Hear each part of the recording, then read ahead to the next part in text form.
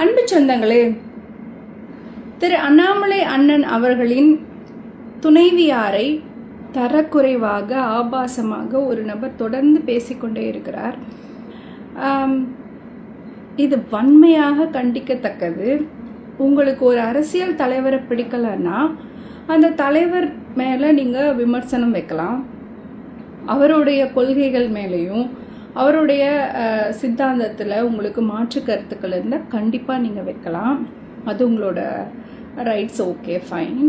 ஆனால் உங்களுக்கு எந்த உரிமையுமே இல்லை அவங்களுடைய குடும்பத்தில் இருக்கும் பெண்களை பேசுவதற்கு.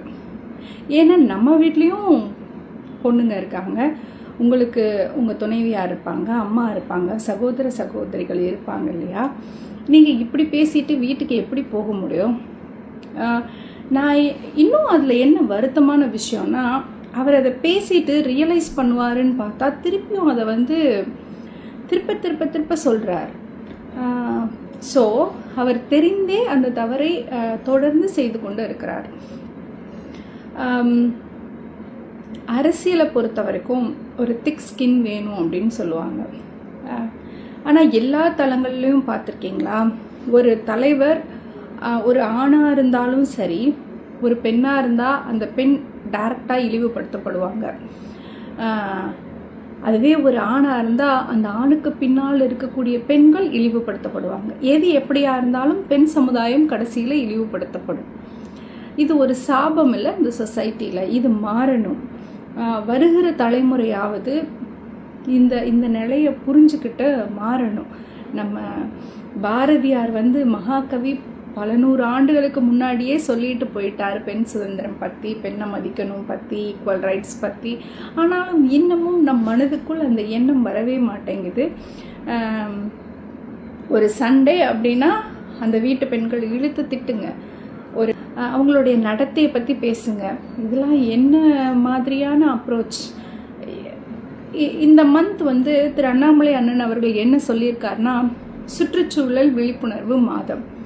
அப்படின்னா இந்த மாதம் முழுதும் நம்மை சுற்றி இருக்கிற அசுத்தங்களை எல்லாம் சுத்தம் செய்து ஒரு சுகாதாரமான என்விரான்மெண்ட்டை கிரியேட் பண்ணணும்.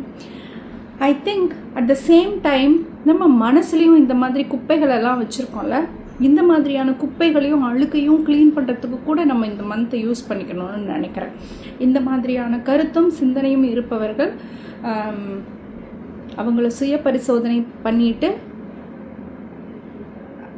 அவங்கள கரெக்ட் பண்ணிக்கிட்டாங்கன்னா நல்லதுன்னு நினைக்கிறேன்.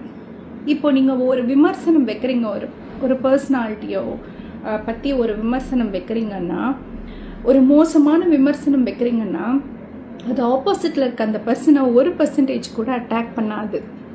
நாம் வச்சோம்ல அந்த விமர்சனம், எந்த பர்சன் வச்சாங்களோ அவர்களுடைய தரம் என்ன அப்படிங்கிறத தான் அந்த விமர்சனம் காட்டுமே ஒழிய அது அவரின் புகழுக்கு எல்லளவும் களங்கம் விளைவிக்க போவதில்லை.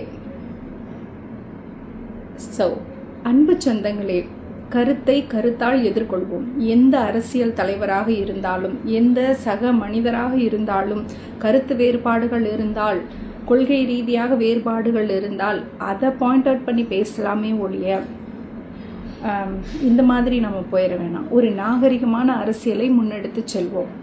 ஒரு வளமான தமிழகத்தை உருவாக்க நாம் ஒன்றிணைந்து பாடுபடுவோம். இனி அரசியல் தளங்களில் நான் முறையற்ற வார்த்தைகளை, ஆபாசமான வார்த்தைகளை உபயோகிக்க மாட்டேன் என்ற உறுதிமொழியை நாம் அனைவரும் ஏற்றுக்கொள்ள வேண்டும் என்று சகோதர சகோதரிகளை அன்போடு வேண்டி விரும்பி கேட்டுக்கொள்கிறேன். நன்றி.